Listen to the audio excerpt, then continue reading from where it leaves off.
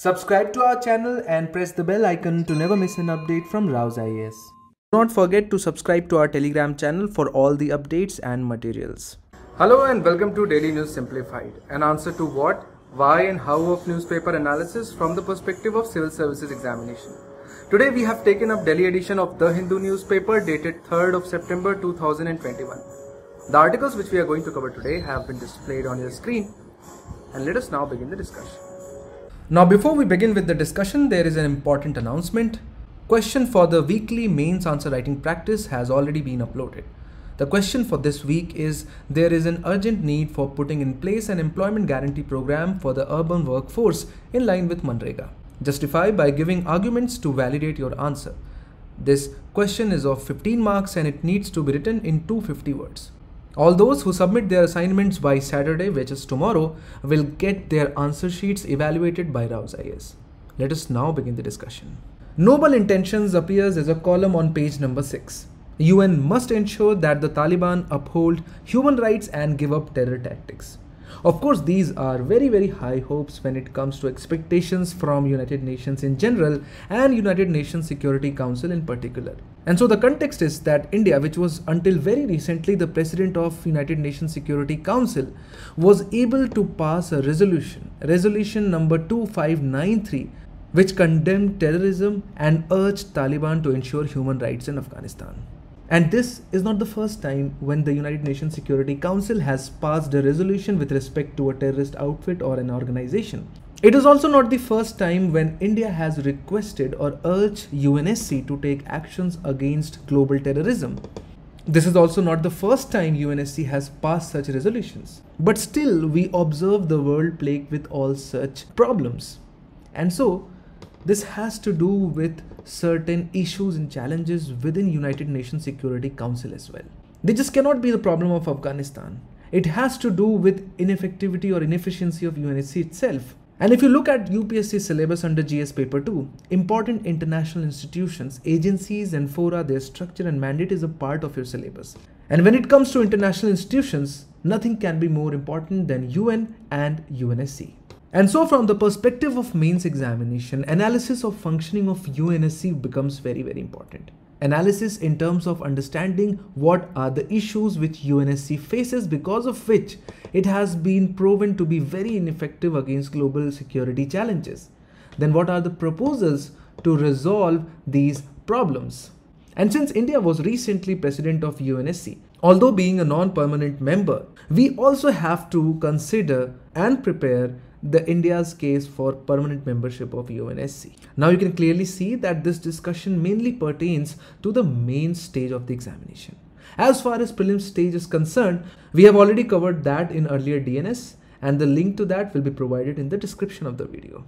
Let us now begin the discussion. So I hope that most of you might have watched this video and have gone through the prelims level discussion. And you might have realized by now that United Nations Security Council is a kind of crisis management body of United Nations. And since it is the most important tool available in the hands of United Nations, it has some very important and prominent powers as well. For example, imposing sanctions on various countries or group of countries. But as we have seen that most of the problems, especially related to law and order across the world, have still not been resolved, and if they have been, the involvement of UNSC has been minimal or in the background.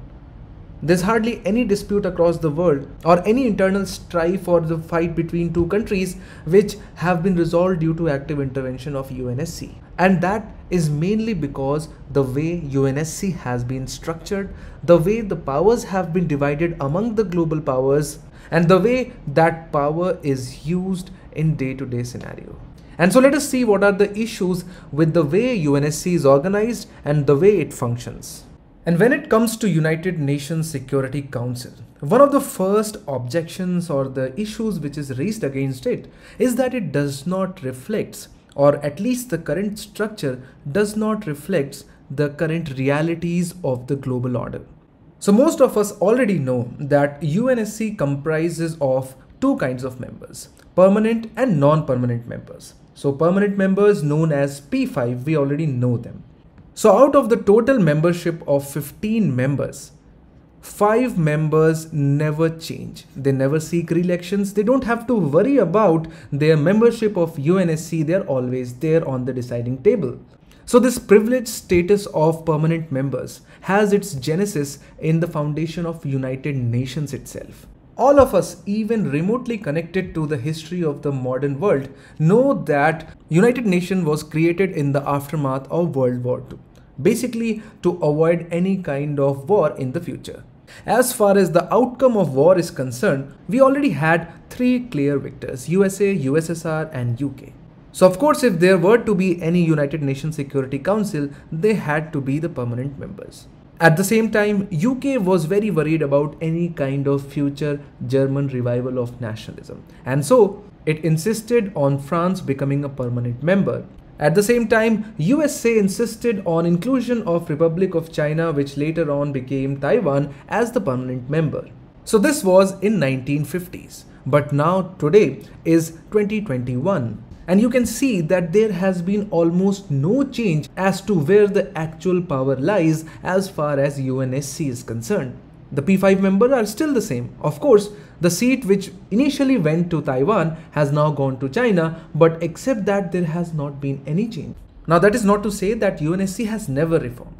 Of course, there are 2 notable incidents. For example, in 1965, the number of elected members, the number of non-permanent members were increased from 6 to 10. So what you have now was implemented in 1965. Initially, there were only 6 non-permanent members. Then in 1971, of course, the seat of Taiwan was ceded to China. So these are the only 2 instances where minor amendments have been made in the organization of UNSC.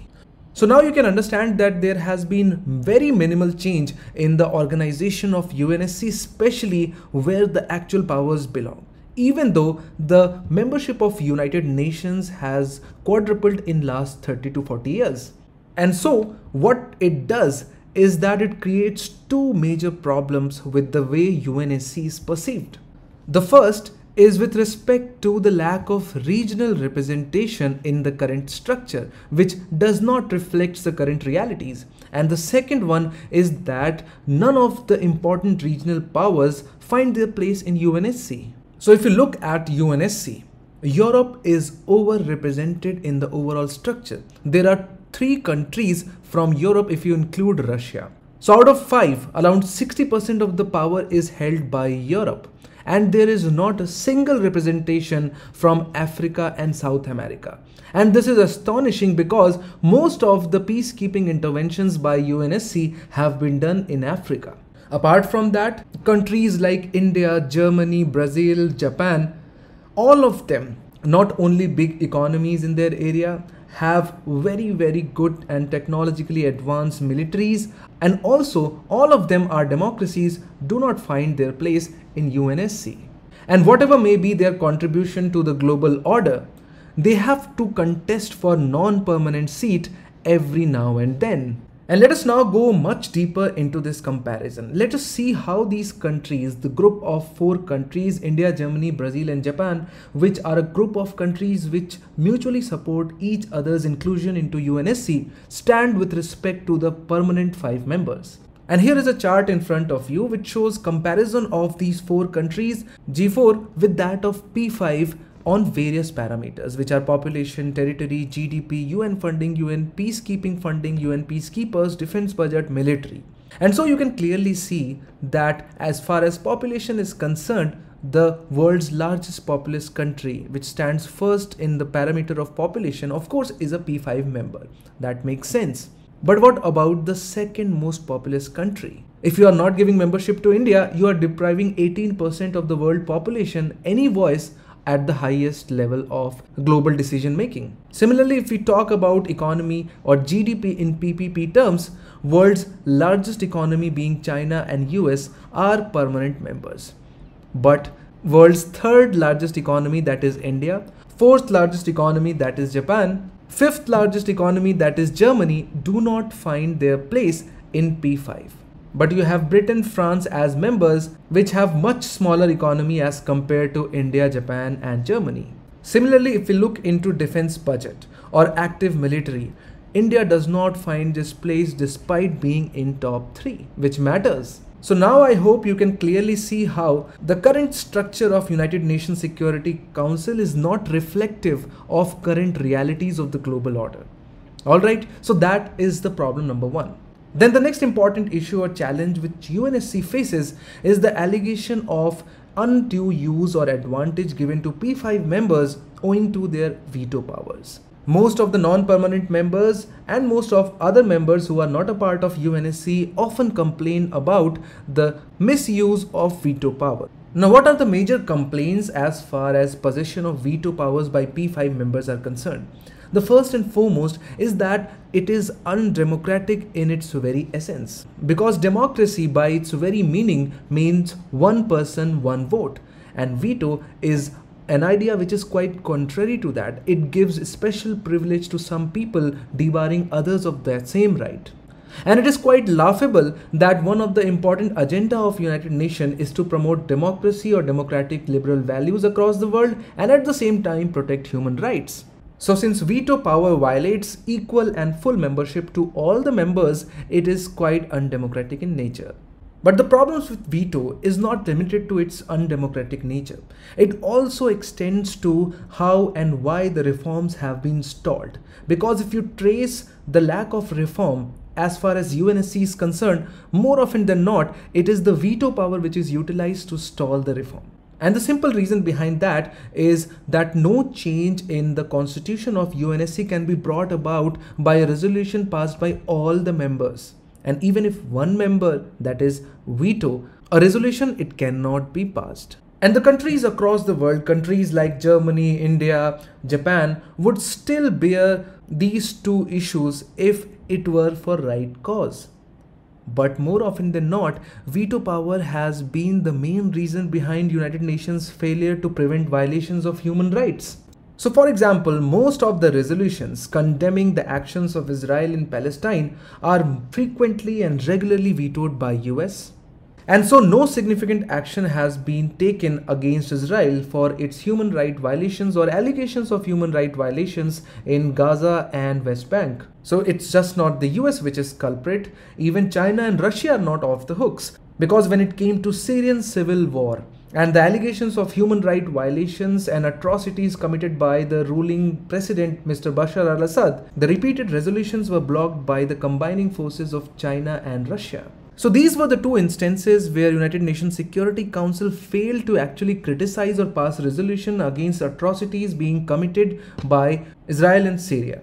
But at the same time, it has also failed to stop invasions by powerful countries. For example, the invasion of Iraq by United States of America on the pretext that the Saddam Hussein government possessed weapons of mass destructions. Of course, no evidence so far has been found in that regard, but still, you know that how that country reeled under US invasion for almost 15 years. And there has been no resolution to stop US from doing that. We all know what US invasion has done in Middle East, especially in Iraq. It not only induced instability in that region, but also gave genesis to one of the most brutal and ruthless terrorist organizations like Islamic State.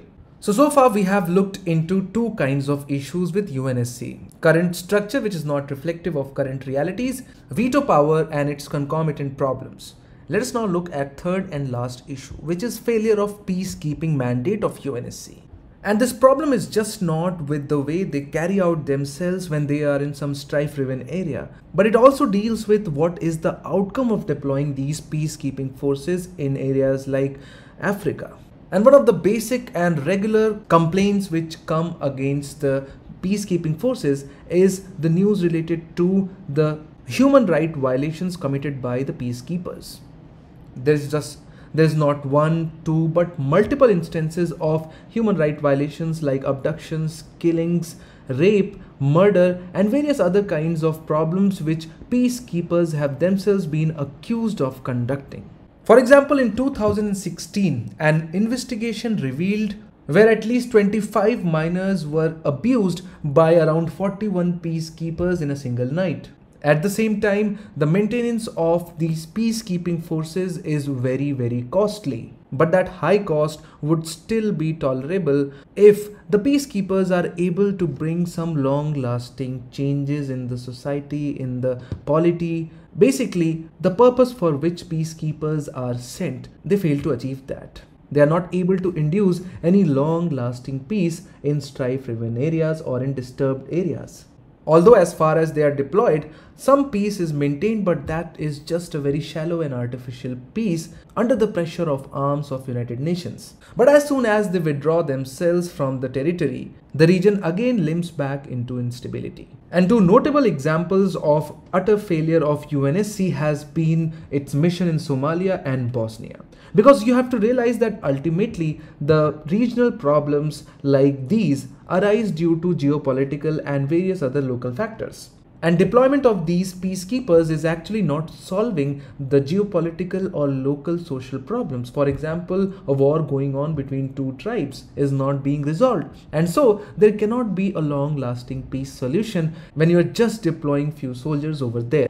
So these are the three main challenges which are often raised against UNSC. And so what is actually the way forward? What are the main proposals which have been put forward as far as a reform agenda of UNSC is concerned? And so the reform proposal of UNSC mainly spans around 5 main topics: categories of membership, question of veto, regional representation, size of enlarged SC, and relationship between UNSC and UNGA. So of course there is demand from across the world to increase the number of permanent members of UNSC. Then the second reform proposal circles around the question of veto, whether it should be continued or whether it should be removed from the UNSC functioning. Third important reform proposal is around the regional representation, in which we have seen how skewed it is. And so it is connected with the first reform proposal. As and when the number of permanent members of the UNSC will be increased, of course, it is expected but not certain that regional representation is going to increase, especially if we talk about inclusion of G4 members. For giving adequate regional representation, you cannot debar most of the current members of UNSC, and for that you will have to increase the size of the UNSC. And last but not the least, relation between UNSC and UNGA. And on the issue of reforms, the members of United Nations have already made their own groups, somewhat like pressure groups. And these groups have a common agenda of reforms, mostly in terms of membership of UNSC and matter of veto power. So the most famous one being G4, the 4 countries which support mutually each other's membership into Permanent Council. Then United for Consensus, or UFC, are those countries which are united not for reform but united to stall the entry of these groups into the permanent membership of Security Council. For example, neighbor of India, Pakistan, Germany's neighbor, Italy, Brazil's neighbor, Argentina. So basically all those countries which will be directly or indirectly impacted by the entry of G4 into the permanent membership of United Nations Security Council. Then you have African Union, L69 and Arab groups similarly vouching for one or the other kind of reform. So after dealing with issues and how they can be reformed, let us now talk about one of the most important components of UNSC reform, especially from the perspective of civil services examination, and that is India's case for permanent membership. So although India has not been able to actually become a permanent member, but it already has what it takes to become a permanent member. First and foremost, India has been the member of United Nations since its inception. Not just the membership, India has played active role in various processes of not just United Nations but also its various other agencies and fora. Not just being the oldest member, but also India has strong credentials when it comes to its case for the permanent membership. India is a strict adherent of rule of law, not just within the country, but also in its behavior or in its diplomatic relations. And it is one of the most vocal votaries of global norms. When it comes to terrorism, when it comes to trade, or it is about investment or intellectual property rights, whatever it may be. And the latest example being the climate change, India is implementer and promoter of global norms. All those norms which when agreed on a global scale is implemented in India. And so that is why most of the domestic laws in 20-25 years have been a result of international treaties, because India wants to implement those treaties. Of course, possessing strong credentials as far as global rules and regulations are concerned is not something which P5 members themselves follow. For example, US withdrawal from Paris Climate Deal and then eventual coming back, Chinese behavior in South China Sea, Russia's interventions in Middle East, and American invasion of Iraq are some of the very few examples which suggest that P5 members do not themselves follow these global norms and rules and regulations, but still India has been very adherent to that. No one can deny the fact that India has been very significant regional power in its own right. It is the third largest economy in the world and in second in Asia, and it is the second most populous country across the world and second in Asia. And we have seen in that chart how it is third largest military spender.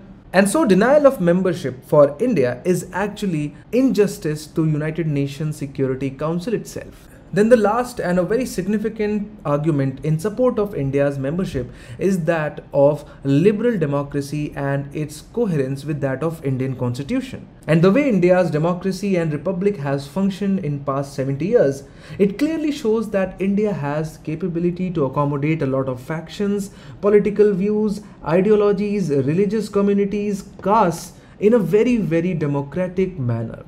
Hardly there has been violent uprisings because of election results. Of course, India has its own fair share of troubles, not to deny that, but as compared to other countries, India has managed its factions and various ideologies quite well, which in most of the other cases results in violent uprisings and rebellions.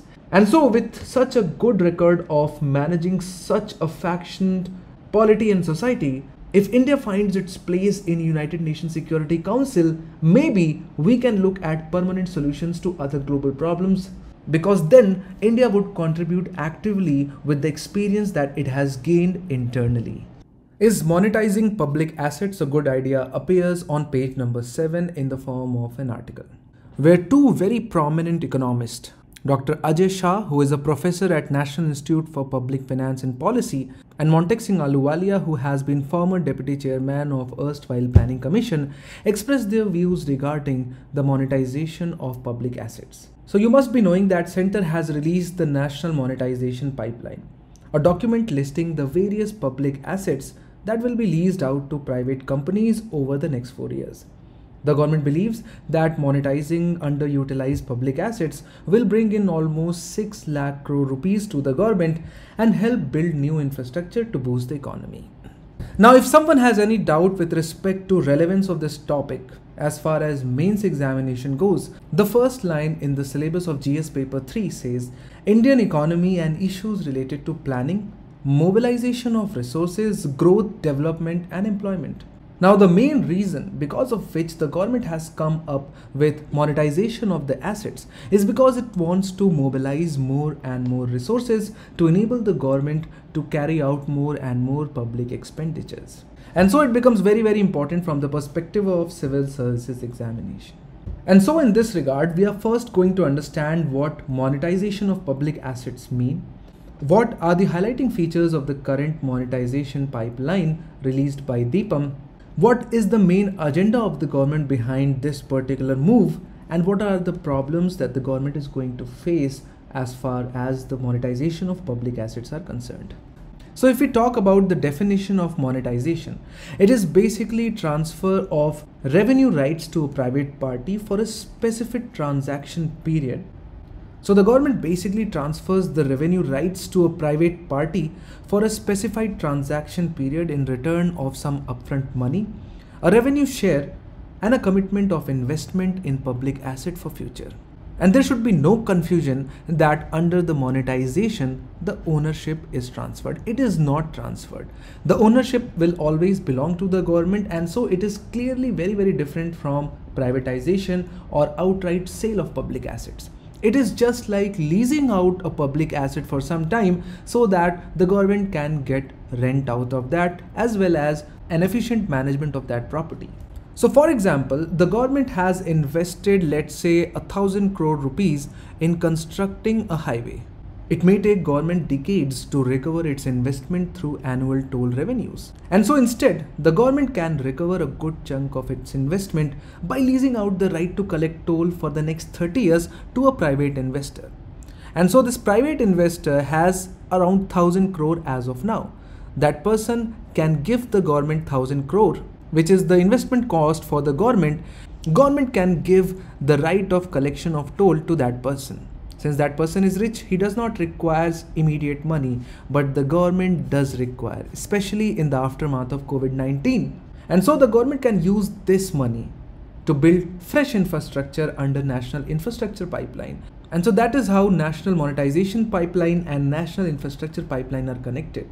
So what are the asset class which the government is ready to monetize?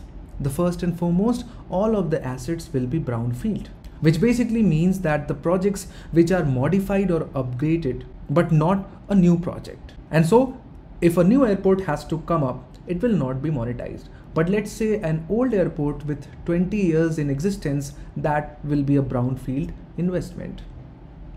Apart from that, the government is going to de-risk. That means the government is going to decouple all the liabilities associated with these projects. So for example, if there is a debt or there is a loan associated with the project, the government is going to remove that so that the investor does not have to face any problem in the future. And as of now, the assets which have been identified, the government forms under two categories. First is that the assets belonging to the central government line ministries, and the second one is the assets belonging to central public sector undertakings. And so these are the asset classes which have been identified. So under the railways, there are 50 stations and 150 passenger trains. Under telecom sector, the telecom assets of BSNL and MTNL along with BharatNet. Road transport and highways with a total length of around 7,000 kilometers is expected to be monetized. Under power sector, transmission asset of power grid. Under youth affairs and sports ministry, some of the stadiums of Sports Authority of India will be monetized. Under civil aviation, 13 airports of Airport Authority of India. Under petroleum and natural gas, around pipelines of GAIL, IOCL and HPCL will be monetized. And under shipping ports and waterways, around 30 berths at major ports can be monetized. And so if you look at the overall scenario, around 27% of the overall outlay of the monetization is going to come from roadways, 25% from railways. And so you can say that more than 50% is going to come from the transport sector. Of course, it is when the monetization goes according to the plan proposed by the Government of India. But the question arises, where is the need to monetize so many public assets? Because the government has already floated a privatization plan, which is outright sale of the assets. And so why suddenly government has come up with monetization plan? And the answer for that would be in these three graphs. So graph on the leftmost corner is government revenue as a percentage of GDP. And you can see that it has declined consistently since 2010. Of course, there is a rapid increase in 2020. That is because the GDP, which is the denominator itself, shrank a lot. Then if we talk about the fiscal deficit, the trend was very sound until 2018. In 2019-20 it increased to minus 4.6 and in 2020 it increased to minus 10. So and recent estimate of 2020 and 21 is not available, but economists are expecting it to be way higher than 10%. And so the fiscal deficit at minus 10 level is unprecedented. And then finally this graph shows combined government debt as a percentage of GDP. And in 2019 it hovered around 69.62%. Data of the current year is not on the charts. But government debt as a percentage of GDP is now around 90% according to most estimates. And so one point which we want to make is that government needs money. And this is a money which does not create any liability. And so the government is hoping that over the period of next 4 to 5 years, if this plan is successful, it is going to yield around 6 lakh crores to the government. And so in today's article, the two authors are laying a lot of important challenges which the government is expected to face in its part to monetize the public assets. And the first problem which the government is going to face is about lack of identifiable revenue streams in most of the public assets. It makes a lot of sense to monetize a highway because people use it and they pay toll on it. But not all public assets can be easily monetized, and leased out like highways. And so this is one of the problems which, according to the economists, is leading to the oversimplification of the problem. The valuation of a public asset is a big problem which the Indian government has faced since long. This problem has arisen when the government was about to privatize a lot of sector, and whenever it has privatized or divested its equities in public assets, the valuation has always been troublesome. If the valuation of the public assets is high, the investors will not be interested. If it is low, it is going to attract controversies with respect to political influence. And since most of these monetization will be carried out by the government, it is highly expected that they can be marred with the allegation of corruptions or favoritism. Then, under the pipeline and policy identified by the government released on Deepam, there is no mention of dispute resolution mechanism. So for example, what if investor wants to quit in 15 years? What if the revenue stream changes suddenly in between the monetized period? And so the government needs to identify and clearly lay down the dispute resolution mechanism. And then there are a lot of asset specific challenges which the government needs to fight individually. For example, when we talk about monetizing the pipeline network of the government, we already know that these pipelines are underutilized. And so how is a private investor expected to generate revenues or profits from some asset which is underutilized already? Of course, that is why the government is bringing in private investors so that they can innovate. But they cannot change the network of pipeline. They cannot divert the pipeline because they are already fixed in the ground. And so there is not much scope left for innovating as far as pipelines are concerned. Then, as far as monetization of power grid is concerned, we know that tariffs are already regulated. And so again, there is not much scope over there. Then if we talk about the monetization of highways, and so as far as current PPP models go, we have seen that investors have shown very low interest in highways which have less than 4 lanes. And so it will be applicable to asset monetization as well. And then there are a lot of assets where a lot of stakeholders are involved. For example, in Konkar Railway, there is a stake of state government as well. And there are other assets of the central government where this problem can be faced. And so if past is any indication, where we have seen that the privatization bid of the government has under-yielded because there were less than encouraging bids, according to the authors, the monetization is not going to yield as much the government is expecting. And so as the pipeline stands today, these are the problems, and it will be interesting to see how the government resolves these issues or goes without resolving these issues. Let us now move on to the next news. Exports rose 45% to $33 billion in August appears on page number 1. So India's merchandise export in August touched $33 billion, which is 45% higher than a year ago and 27.5% over the pre-pandemic level of 2019. But the trade deficit has also widened to a 4-month high, driven by sharp uptick in gold imports. All this is a result of preliminary estimates released on Thursday. So India's vision of becoming a $5 trillion economy by 2024 is directly linked with an export-oriented approach. An export-led model would help us attract foreign investments, integrate us into global value chains, enhance job creation, and thus sustain virtuous economic cycle. But it is easier said than done. And so in the forthcoming discussion, we are first going to understand important aspects of India's current trade or foreign trade. What are the supply side and demand side issues with respect to export-led model? And finally, what is the way forward? So before understanding the issues and challenges, you should first be able to understand what is the current scenario. And so as all of us know, India's share in world's exports is very, very dismal. It has remained stagnant at 1.6% in last decade. India is still critically dependent on import of critical goods such as pulses, oilseeds, electronic goods, active pharmaceutical ingredients or APIs, which shows lack of self-sufficiency of Indian economy. Imports into India is much higher than exports, which then manifests into very, very high current account deficits. India's export basket is dominated by capital-intensive goods such as petroleum products, gems, jewelries, rather than labor intensive goods such as textiles and leather, which is very, very important to provide jobs, especially unskilled jobs. So undoubtedly the forex reserves have increased to an all-time high, but it is mainly on account of increase in volatile FPI inflows rather than on account of export surplus. And so unlike China, India has failed to get integrated into global value chains. And so how exactly does the export-led model results in economic growth? If we are able to increase exports, there will be increased in competition and innovation, which will enhance job creation, which will attract more investment, and then which will of course result in economic growth. And so this is the export-led virtuous cycle which we are talking about. And so what is it which is constraining us or depriving us from this export-led growth?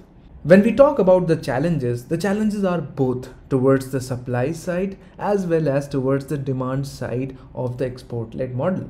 When we talk about supply side issues, we mainly talk about the problems or the challenges faced in the production of the goods which can be exported. On the other hand, when we talk about demand side issues, we talk about mainly those challenges which hinder with the demand of Indian products abroad. So starting with the supply side issues first, because they are more numerous. Dominance of dwarf firms in MSME sector. So MSME account for around 40% of the exports and 45% of the manufacturing output. However, these MSMEs face problem with respect to factors of production such as land, labor and capital. Combined with this, most of the MSMEs use obsolete technology which leads to poor efficiency and competitiveness, which then hinders the exports. Then India's logistics costs as a share of GDP is 14%, which is high when compared to developed nations, where it ranges between 8 to 10%. Higher logistic cost in turn reduces the overall competitiveness of Indian economy. Then we know that trade involves not just the exchange of goods and services, it also requires a lot of documentation. And especially in case of India, this documentation is very, very burdensome. Because India is far behind in trade facilitation if you compare it with other developed countries.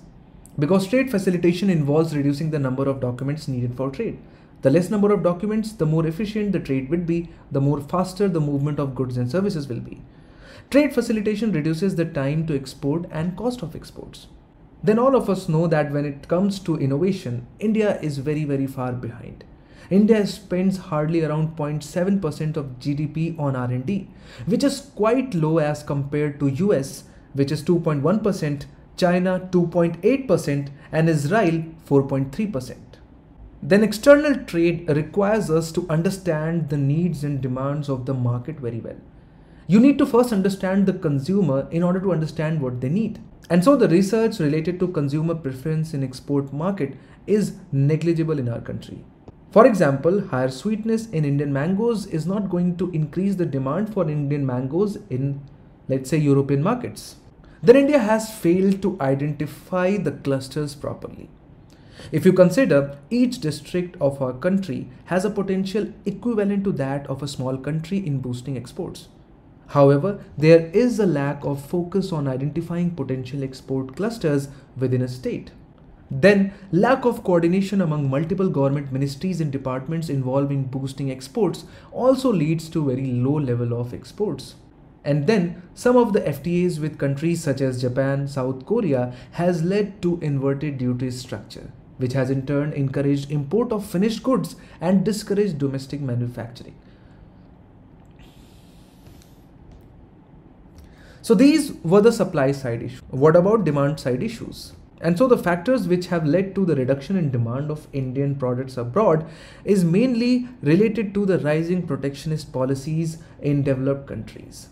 High import duties and quota limits have been exceedingly imposed by various developed countries, which have led to the Indian products becoming uncompetitive. Then a lot of countries have allowed easier market access to India's competitors. Goods from countries such as Bangladesh, Vietnam enter export markets such as European Union, USA at almost zero customs duty. However, Indian goods enter such markets with comparatively higher customs duty, and thus our goods become uncompetitive. For example, India's exports of textiles and leather to US has been declining on account of this. And then finally, strict norms imposed by WTO.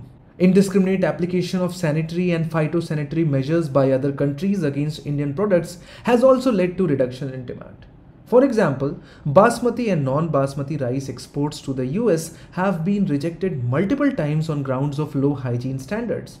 Similarly, the issue of pesticides residues is frequently raised by EU and Japan.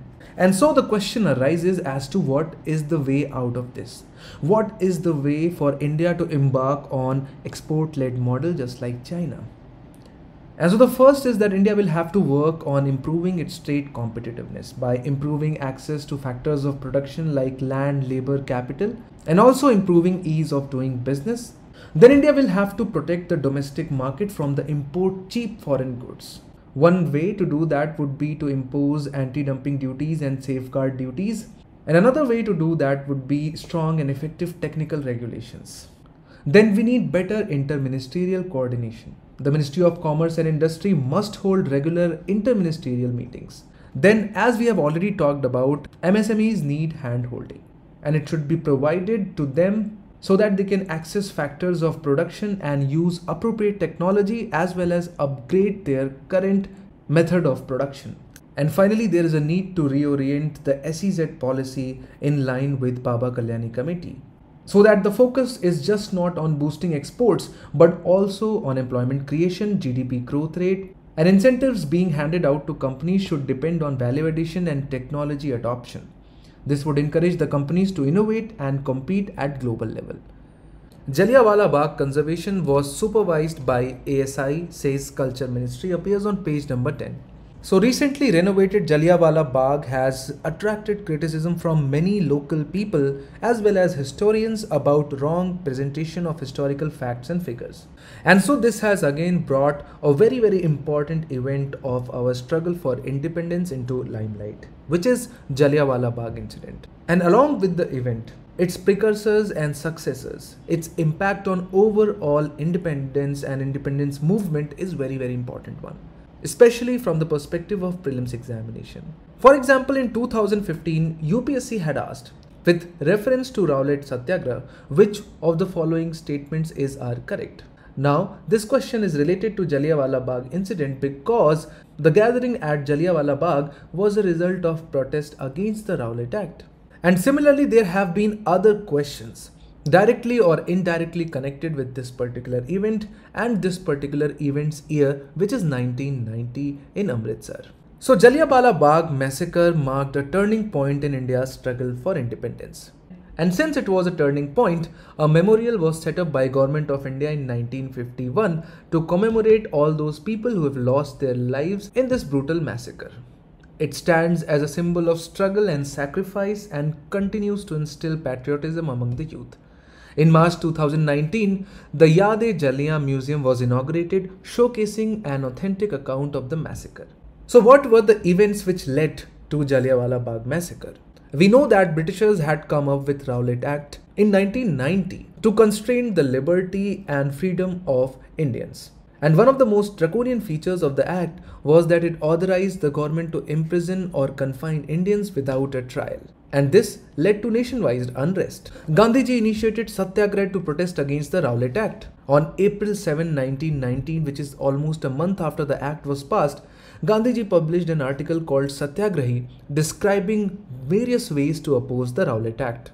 Realizing the active involvement of Gandhiji in this particular Satyagraha, British authorities discussed a lot of options, and they issued orders to prohibit Gandhiji from entering Punjab and to arrest him if he disobeyed the orders. Since Gandhiji was unable to enter Punjab, Saifuddin Kichlew and Dr. Satyapal, the two prominent leaders who were a symbol of Hindu-Muslim unity, organized a peaceful protest against the Rowlatt Act in Amritsar. On April 9, 1919, Ram Navami was being celebrated when General Dyer issued orders to the Deputy Commissioner to arrest Dr. Satyapal and Dr. Kichlew. 4 days after Ram Navami, that is on April 13, there was a celebration of Baisakhi in Punjab. But from the point of view of Britishers, this indicated a political gathering. Government led by General Dyer issued orders prohibiting Indians to gather at a place. But of course, people disregarded this order and they assembled at Jallianwala Bagh. They passed the resolution condemning the actions of authorities to arrest their leaders.